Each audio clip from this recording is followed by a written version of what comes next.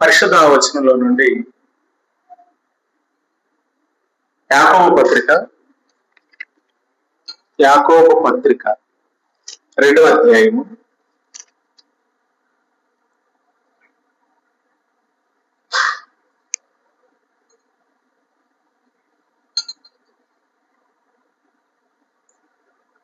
23 చదవండి.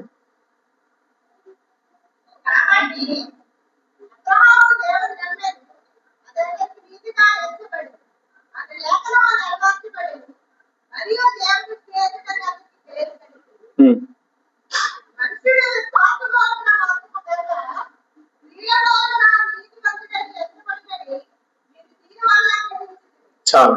దేవుడు తన పరిశుద్ధ వాక్యంలో నుండి కావలసిన మాటలు ప్రభు అయిన యేసు క్రీస్తు నామములో వర్తమాన వాక్యంగా దయచేయను గాక. దేవుని ప్రియులారా, పరిశుద్ధ గ్రంథంలో మనం ప్రధానంగా ధ్యానిస్తున్నటువంటి విషయాలు ఏంటంటే విశ్వాస మూలమగు నీతి. రెండవది, యాకోబు పత్రికలు ఇప్పుడు మనం చదువుతున్నప్పుడు క్రియల మూలమునను నీతిమంతుడని ఎంచబడునని చదివి. ఇందులో ఉన్న విషయాలు ఈ రోజు నేను జ్ఞాపకం చేస్తాను. చాలా జాగ్రత్తగా మనసు పెట్టి వినండి.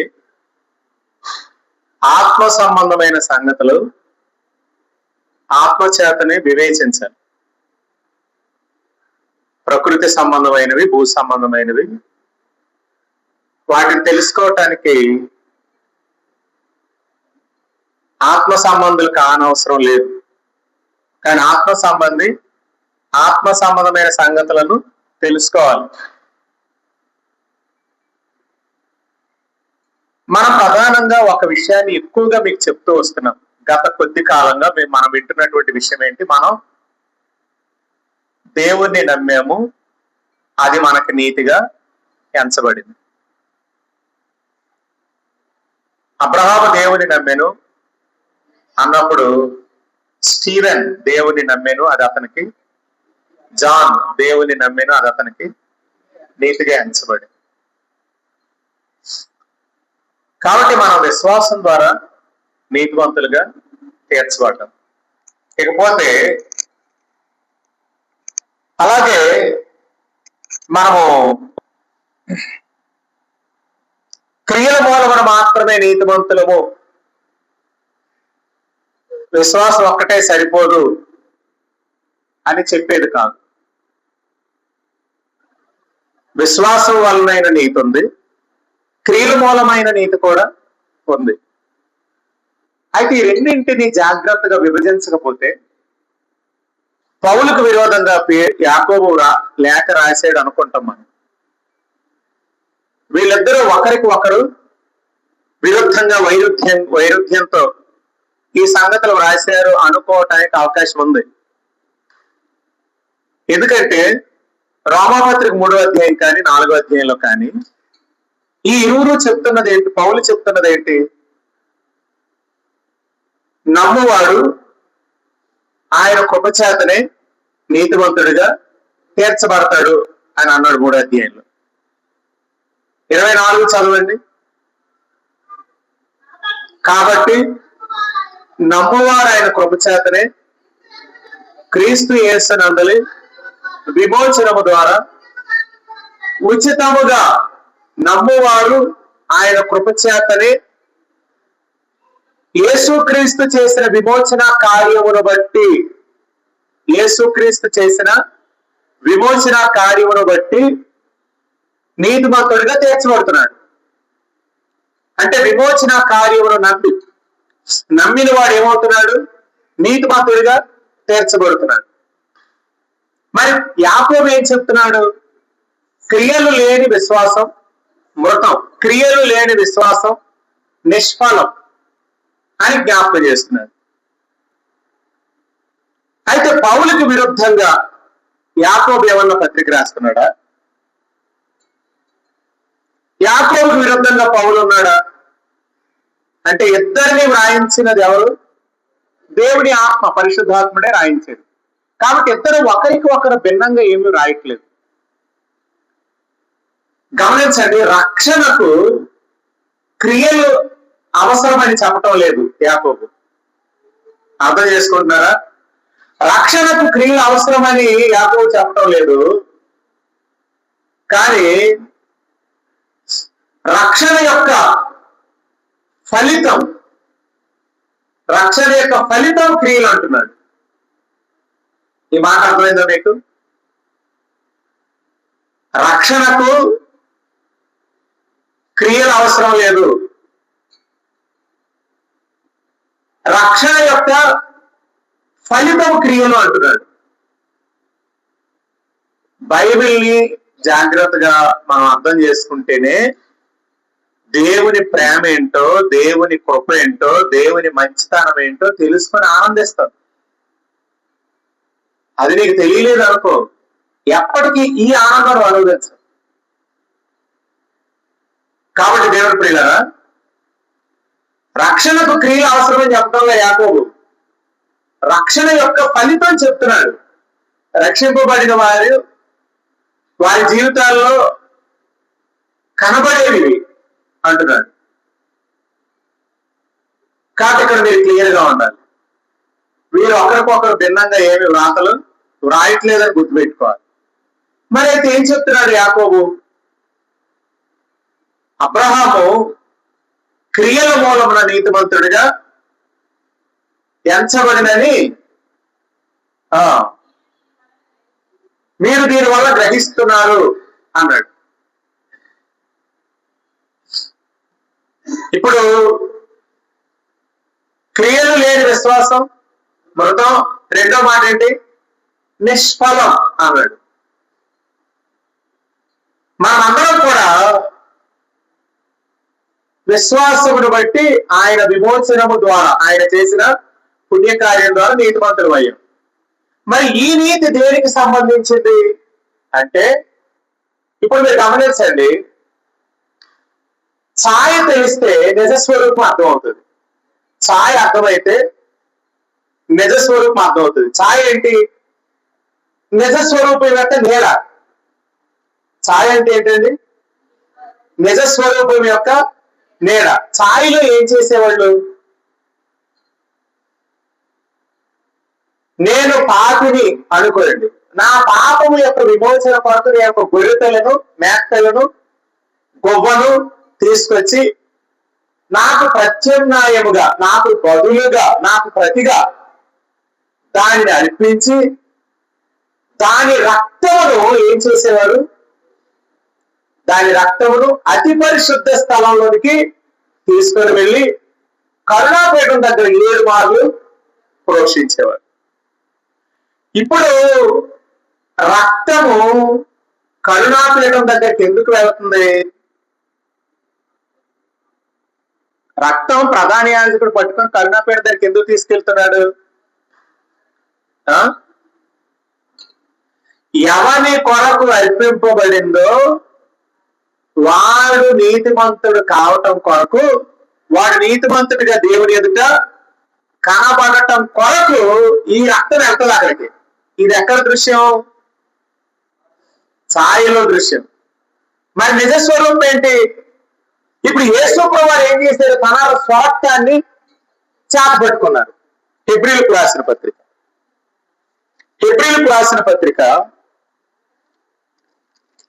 9వ అధ్యాయం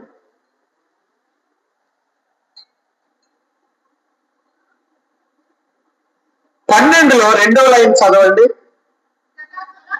తన స్వరక్తముతో ఒక్కసారి ఛాయలోనైతే ఏటేట ఛాయలో ఉన్నవేంటి? మేకలు, కోడెలు. నిజస్వరూపంలో ఏం జరిగింది? ఆయన తన స్వరక్తాన్ని పట్టుకొని అతి పరిశుద్ధ స్థలంలోనికి మన నిమిత్తం ఒక్కసారి కనబడటానికి వెళ్ళాడు. ఇప్పుడు 24 చదవండి.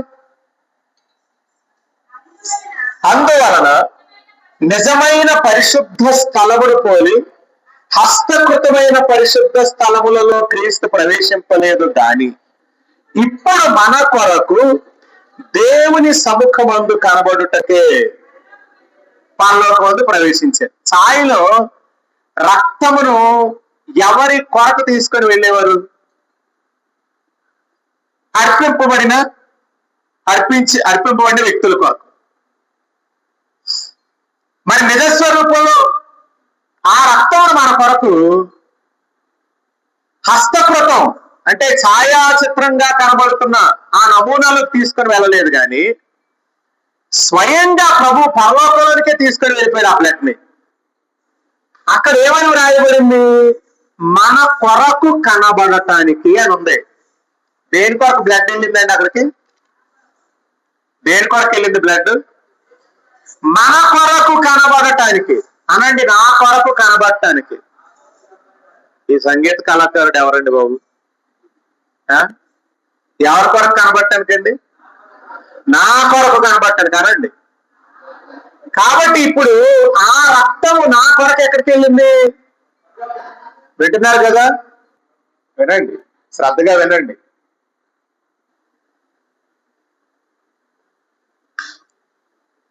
కాబట్టి ఇప్పుడు మనం విశ్వాసం ద్వారా ఆయన విమోచనాన్ని బట్టి కృప ద్వారా నీతివంతులు అవుతున్నాం. కాదు, నీ కొరకు నా కొరకు రక్తం ఎక్కడ కనబడుతుంది? ఇప్పుడు నిజస్వరూపంలో కనబడుతుంది, నిజస్థితిలోకి వెళ్ళిపోయింది. ఇక్కడ ఛాయ కింద ఉండాల్సిన పని లేదు, కానీ ఛాయాచిత్రం మాత్రం నిజం చెప్తుంది, ఇదిగో ఇలా జరిగినప్పుడే నిత్య విమోచన జరుగుతుంది. కాబట్టి ఇప్పుడు మనం విశ్వాసం ద్వారా కృప చేత నీతిమంతులు. ఓకే, ఇప్పుడు యాకోబు చెప్తున్నది ఏంటైతే, ఇప్పుడు ఈ నీతి మనం విశ్వాసం ద్వారా నీతిమంతులు అయ్యాం. నీతిమంతుడు ఎలా జీవిస్తాడు? విశ్వాసం ద్వారా జీవిస్తాడని ఉంది. అంతేనా? రెండు, ఈ నీతిలో మనం ఏదైతే అనుభవిస్తున్నామో, ఏమండి, ఈ నీతిలో మనం ఏదైతే పొందామో దానిని విశ్వాసం ద్వారా జీవిస్తున్నప్పుడు ప్రదర్శిస్తామంటాడు. బాగా వినాలి ఈ మాట, అర్థమవుతుందని నేను అన్నది. విశ్వాసం ద్వారా నువ్వు నీతిమంతుడు కదా, ఈ నీతిమంతుడు విశ్వాసాన్ని బట్టి జీవిస్తున్నప్పుడు ఇతడు ఏదైతే విశ్వాసం ద్వారా పొందాడో అదే ప్రదర్శింపబడుతుంది ఈయన జీవితం ద్వారా. ఉదాహరణకు నేను కనికరింపబడ్డాను అనుకోండి, నేను ఇప్పుడు ఏం చేస్తాను? కనికరిస్తాను. ఓకే, అర్థమవుతుందండి? ఇప్పుడు ఎప్పుడు మనలను దేవుడు ప్రేమించాడు, ఎప్పుడు మన కొరకు దేవుడు ప్రాణం పెట్టాడు, మనం ఏ స్థితిలో ఉన్నప్పుడు ఆయన ఆలోచన చేస్తే, మనము శత్రువులమై ఉండగా, ఓకే, మనము బలహీనులమై ఉండగా, మనము పాపులమై ఉండగా, మనం భక్తిహీనులమై ఉండగా, క్రీస్తు యుక్తకాలంలో భక్తిహీనుల కొరకు చనిపోయాడు. రోమపత్రిక 5వ అధ్యాయంలో వివరాలు ఉన్నాయి. అంటే మనం ఏ పొజిషన్ లో ఉన్నప్పుడు ఆయన మన కొరకు ప్రాణం పెట్టాడో అది మనం ఎరిగితే, ఎరిగిన దానిని బట్టి అదే స్థితిని మనం ఇప్పుడు ప్రదర్శిస్తాం. అర్థమవుతుందండి? అది యాకోబు చెప్తున్నాడు. ఉదాహరణకి యాకోబు యొక్క ఆందోళన అంతా దేనికి సంబంధించింది? యాకోబు ఆందోళన దేనికి సంబంధించింది? పౌలుకు వ్యతిరేకంగా రాద్దామని కాదు. యాకోబు ఆందోళన అంతా దేనికి సంబంధించిందంటే, ఈ 2వ అధ్యాయంలో ఒక ఎగ్జాంపుల్ ఉన్నాడు, ఒక ఉదహరింపబడిన వ్యక్తి ఉన్నాడు. ఉదహరింపబడిన వ్యక్తులు ఉన్నారు, ఎగ్జాంపుల్ గా చెప్పారు. ఎవరు వాళ్ళు? ధనికుడు, దరిద్రుడు. వీళ్ళిద్దరూ మందిరానికి వచ్చారు. ఒకడిని ఏం చేస్తున్నావు? కుర్చీ వేసి సన్మానిస్తున్నావు. ఒకడిని ఏం చేస్తున్నావు? చిన్న చూపు చూస్తున్నావు. వాడి పాదాల దగ్గర కూర్చోబెట్టి నీది ఇదే సీట అన్నట్టు చేశాను అని చెప్తూ ఏం చెప్తున్నాడంటే, కనికరం లేని వాడు కనికరం లేని తీర్పు పొందుతాడు, కనికరం తీర్పును మించి అతిశయపడుతుంది అన్నాడు. ఓకే, అంటే ఈ భాగం దేనికి చెప్తున్నాడండి? మీరు కనికరింపబడ్డారు, మీరు కరుణింపబడ్డారు, మీరు ఏ కృప చేత కనికరింపబడ్డారు, ఏ కృపను బట్టి మీరు ప్రేమింపబడ్డారు, దానిని ఇప్పుడు నేను నా జీవితంలో అది మేనిఫెస్ట్ అవ్వాలి, అది నేను కనపరచాలి. అర్థమవుతుందా? మనసు పెట్టి అర్థం చేసుకోవాలి సుమా. కాబట్టి ఇప్పుడు ఇక్కడ ఇద్దరు వ్యక్తులు వచ్చారు, వారి విషయంలో నువ్వు ఎలా ప్రవర్తిస్తున్నావు? ఇప్పుడు నువ్వు విశ్వాసంగా నీతివంతుడు అండి. ఇప్పుడు నీ విశ్వాసానికి ఒక పరీక్ష పెడితే ఆ పరీక్షలో కూడా నువ్వు నీతిని కనపరచాలి. అదే ఈ భాగం యొక్క ఉద్దేశం. అర్థమవుతుంది? యాకోబు పత్రిక యొక్క ఉద్దేశం ఏంటో, నువ్వు విశ్వాసంలో నీతిమంతుడివి కదా, నీ నీతి ఏ విశ్వాసం మూలంగా కలిగిందో ఆ విశ్వాసానికి పరీక్ష కలిగేటప్పుడు, ఇప్పుడు నీ విశ్వాసాన్ని పరీక్షించడానికి దేవుడు ఏం చేస్తాడు? ఇతర ధనికుల్ని దరిద్రుల్ని ముందు తెచ్చాడు అనుకోండి, అప్పుడు మనకి ఏ బుద్ధులు బయటకు వస్తాయి? గడ్డి బుద్ధి వస్తుందా? గడ్డి బుద్ధి, కొయ్యకాల బుద్ధులు, కర్ర బుద్ధులు వస్తాయా? లేకపోతే బంగారం బుద్ధి వస్తుందా? వెలగల రాళ్ళు వంటి బుద్ధి వస్తుందా? వెండి వంటి బుద్ధిని కనపరుస్తావా? ఇప్పుడు తీర్పుల గురించి మాట్లాడినప్పుడు తీర్పు సందర్భం మనకి ఎక్కడికి వెళ్తుంది? పని పరీక్షింపబడుతుంది కదా, మన పని పరీక్షింపబడుతుంది. యాకోబు ఆందోళన దేనికి సంబంధించిందో తెలుసండి? ఒరే అబ్బాయి, ఎంత భక్తి రేపు దేవుని ఎదుట దేని కొరకంటే ఫలాలకి, నిష్ఫలం అవ్వకూడదు. ఫలాలు, ఫ్రూట్స్, పూర్ణ ఫలం మీరు పొందాలి. నేను మీ మధ్య నెరవేర్చిన కార్యాన్ని మీరు చెడగొట్టుకోకండి. రేపు మీరు ఫలం పొందాలి అని చెప్తున్నాడండి ఈ అధ్యాయం సారాంశం. అంటే రేపు తీర్పు ఉంది కదా, ఆ తీర్పు దేనికి సంబంధించింది? నిన్ను నరకానికి పంపాలా అనే జడ్జిమెంట్ కాదు అది. రేపు తీర్పు దేనికి సంబంధించింది అనుకున్నారు? అవి మంచివైనా చెడ్డవైనా సరే తీర్పులోకి వస్తాయి. అది దేనికి సంబంధించిన తీర్పు అంటే బహుమతుల కొరకు. రేపు ప్రభు ఏం చేస్తారంటే, ఉచితంగా పొందారు, ఉచితంగా నువ్వేం పొందావు? నువ్వు శత్రువుగా ఉన్నప్పుడే ఆయన కనికరాన్ని ఉచితంగా పొందావు. మరి మన శత్రువుల విషయానికి వస్తే, నువ్వు పాపిగా ఉన్నప్పుడు ఆయన కనికరాన్ని పొందావు. మరి మా ముందు పాపులు కనబడితే, నువ్వు బలహీనుడిగా ఉన్నప్పుడే నువ్వు ఆయన చేత ప్రేమింపబడ్డావు. నీ ఎదుట బలహీనుడు కనబడితే, నువ్వు పొందింది ఏదో దాన్నే కదా ఇవ్వాలి. ఒకవేళ నువ్వు క్రియల మూలంగా నీతిమంతుడు అయ్యావు అనుకుందాం, నువ్వేం చేస్తావు? క్రియల మూలంగా నీతిమంతుడు అయితే ఏం చేస్తావండి? నువ్వు పొందింది ఏం లేదు కదా ప్రదర్శించడానికి. అది నువ్వు పొందింది లేదు ప్రదర్శించడానికి. అబ్రహాము తన కుమారుణ్ణి అర్పించడానికి ముందుకు అడిగేసాడంటే కారణం ఏంటి? ఆయన కుమారుడిని దేవుడి వల్లనే పొందాడండి. ఓకే, కాబట్టి మనం ఇస్తున్నది ఏదైనా పొందిన దానిలో నుండే, అందుకున్న దానిలో నుండే. నువ్వేమి స్పెషల్ గా ఎక్కడి నుండి తెచ్చేవట్లా. కాబట్టి ఇక్కడ మీకు ఏమర్థం అవ్వాలి? యాకోబు అబ్రహాము తన కుమారుడిని అర్పించాడు అంటే అబ్రహాము ఆ కుమారుడిని దేవుడి వల్ల పొందాడు.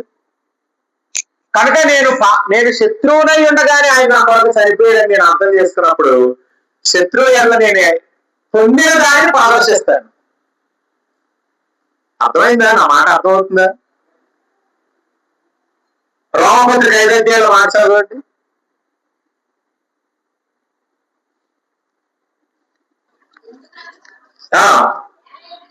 అనగా మనం ఇంకా బలహీనులమై ఉండగా, నీ భక్తిహీనతను బలహీనత కొరకైన యుక్త కాలంలోనే చనిపోయారు. తర్వాత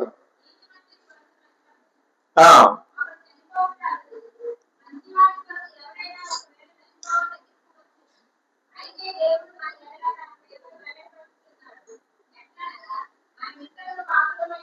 ప్రేమను వెల్లడిపరుస్తున్నాడు. ఎలాగంటే మనం ఇంకనూ పాపులమై ఉండగానే చనిపోయాను, కాబట్టి ఆయన రక్తం వలన ఇప్పుడు నీతిమంతులుగా తీర్చబడి మరింత నిశ్చయముగా ఆయన ద్వారా ఉగ్రత నుండి రక్షింపబడుదుము. 10 అనగా శత్రువులమై ఉండగా ఆయన కుమారుని మరణం ద్వారా మనం దేవుడితో సమాధాన పరచబడిన ఎడల సమాధాన పరచబడిన వారమై ఆయన జీవించుట చేత బయటిచ్చేవుగా. అంటే యాకోబు తన పత్రికలో ఏం చెప్తున్నాడండి? ఏది మీరు పొందారో దానిని మీరు ఎలా పొందారో అలాగే ఇతరులకు చేయుట. ఇతరులకు చేయుట అంటే ఇప్పుడు మీ నీతి నిర్ధారణ చేయబడుతుందా లేదా? కనుక దేవుడి పిల్లలారా, మన దగ్గరికి భేదోడు దరిద్రుడు వచ్చినప్పుడు, భేదవాడు దరిద్రుడు వచ్చినప్పుడు అతని పట్ల మనం ఎలా ప్రవర్తిస్తున్నామో అనే దానిని బట్టే రేపు మనం తీర్పుకు వెళ్తాం. తీర్పుకు వెళ్ళినప్పుడు దేవుడు ఏం చేస్తాడు? మీకు బహుమతిని ఇస్తాడు. ఇక్కడ చెప్తున్న మాట మళ్ళీ మీరు గుర్తుపెట్టుకోవాలి. ఏంటంటే ఇక్కడ నీవు తేడాగా చూసేవాడు మనిషిని, నీకు దేవుడు బహుమతిగా జనముల మీద అధికారం ఇచ్చేసాడు అనుకోండి, నువ్వు అప్పుడు ఏం చేస్తావు? ఇప్పుడు ఏం చేస్తావు? అనిల్ జాగ్రత్తగా అన్నారట ఆన్సర్ చేశాడు. అనిల్, సునీల్, మీరు నిజంగా స్పందించాల్సిన విషయం అలాంటి టైంలో టాప్ మంది స్పందించాలి. ఇప్పుడు నీ ఎదుటన్న దరిద్రుడు ఉన్నవాడు వచ్చాడండి, వాడి పట్ల నువ్వు ఎలా ప్రవర్తించావు అనే దానిని బట్టి రేపు క్రీస్తు న్యాయపీఠ ముందు నీకు బహుమతి దేవుడు ఇస్తాడు. ఇప్పుడు నీకు న్యాయపీఠం దగ్గర అధికార దానం ఇస్తాడు జనముల మీద, కానీ నువ్వు ఎలాంటి వ్యక్తులను బట్టి ప్రవర్తించే వ్యక్తుడు నువ్వు. నీకు అధికార దానం ఇస్తే నువ్వు రేపు ఏం చేస్తావు? మళ్ళీ ఇదే ఇక్కడ ఏం చేస్తావు అక్కడ అదే చేస్తావు. అప్పుడు నీకు ఇస్తాడా? అది చెప్తున్నాడు యాకోబు, అది చెప్తున్నాడు యాకోబు. కాబట్టి దేవుని ప్రియులారా, రక్షణ అనేది విశ్వాసం ద్వారా జరిగింది, అది క్రియల మూలమైనది కాదు. రక్షణకి క్రియలతో పని లేదు, కానీ రక్షణ యొక్క ఫలితం అది క్రియలు అనేవి. అంటే నువ్వు రక్షింపబడ్డావు అనటానికి, లేదా నీ రక్షణ నీవు అనుభవిస్తున్నావు అనటానికి, రక్షణ నీవు అనుభవిస్తున్నావు అనటానికి రుజువు అది. కాబట్టి మనం గట్టి బుద్ధులు, పొయ్యికాలు బుద్ధులు, కర్ర బుద్ధులు చూపించాము మనుషుల దగ్గర, నీకు రేపు బహుమానం ఇచ్చేస్తుంది. నువ్వు రేపు కూడా అలాగే కర్ర బుద్ధులు పోవాలి కదా. అదే నువ్వు వెండిలాగా బంగారం లాగా వెలగల రాయిలా ప్రవర్తిస్తే నీకు రేపు రాజధాని ఇచ్చా కూడా అలాగే ప్రవర్తిస్తావు. ఇది నీకు అర్థమవును గాక. దేవుని స్తోత్రం. కాబట్టి చెప్తున్నాను వినండి, రక్షణకు క్రియలతో పని లేదనే యాకోబు కూడా చెప్తున్నాడు. రక్షణ యొక్క ఫలితమే క్రియలు, దాని ఆవశ్యకతే క్రియలు. ఓకేనా? కాబట్టి ఈ సంగతులు గ్రహించే ప్రభువాత్మ మీకు సహాయము చేయనుగాక. దేవుడి మాటలు మన వినికిడిలో దీవించునుగా.